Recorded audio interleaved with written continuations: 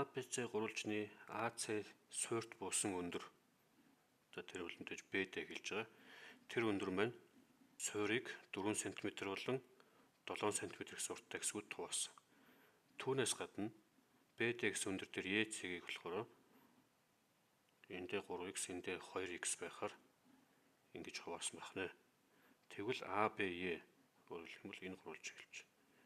Энэ гурвалжны талбайг DEC гэхлээр энэ гурвалжны талбайд харьцуулсан харьцааг болно.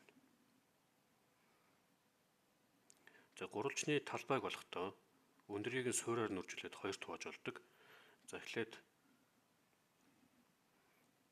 ABE гурвалжны хувьд бол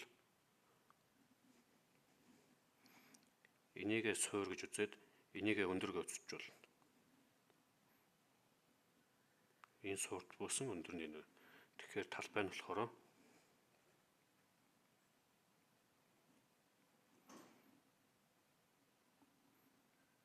суур буюу BE-г нь өндөр буюу AD. За шууд 4 гэвч хуваах нь 2 гэдэг ингэж болчихно. За яг үнтэй адилханаар DEC гурвалжны хувьд бол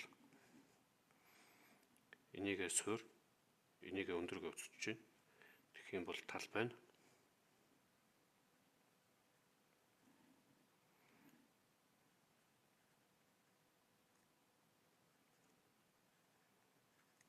ийм бол. За тэгээ энэ хоёрын харьцааг болох хэвээр. Өөрөөр хэлэх юм бол за дээдлэлтэй BE гүрчгэн 4-ийг хуваах нь 2-оо одоогонд хураахгүйгээр шууд бичжээ. DE гүрчгэн 7 хуваах нь 2 байна. За хураахгүй бичсний учир нь юу вэ гэхээр энэ хоёр нутаж хоорондоо хураагдана гэсэн үг. За тэгээд түүнийг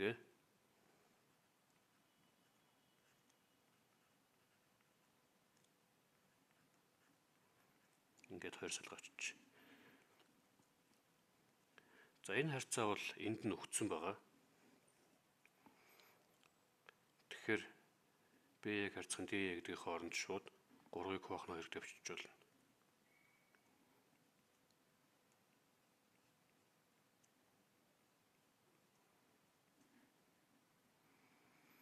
За эндээс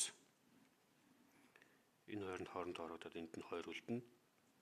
Ингээд үржүүлэх юм бол 7-ны 6. Өөрөөр хэлэх юм бол 6-г харьцах нь 7 гэсэн ийм харьцаатай байна гэсэн үг. Хариулт нь энэ байна. Хэрвээ энэ бодлогон дээр нэмэлтээр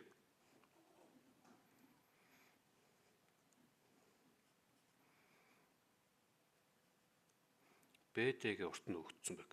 За жишээлх юм бол 15 ч юм. Ингэчээд тус бүрийн талбайг болгосон байх юм бол BE дээр BE гэдэг нь 3x, DE гэдэг нь 2x, энэ 15-тай тэнцүү гэдгээс энэ хоёр нийлээд 5x болно. Эндээс x тэнцүү 3 гэж гарч ирнэ.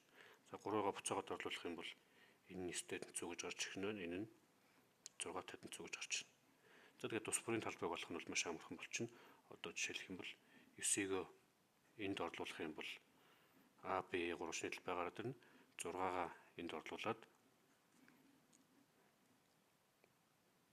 DEC гурвалжны талбай гарч ирнэ. За олж үзье.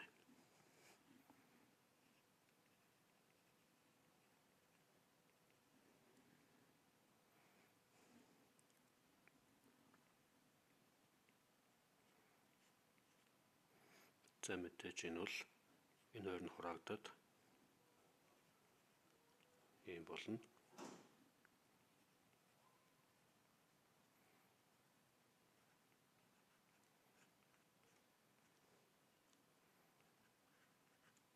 Ийм боллоо гэсэн үг. За болгоны өгүүлбэр яаж ч өөрчлөгдөж болно. Энэ хоёр талбай нийлбэрийг олгож явах юм бол энэ хоёрыг нэмчин, энэ хоёр талбайн ялгуурыг олгож явах юм бол хооронд нь хасаад болчихно гэх мэтчлэнгээр.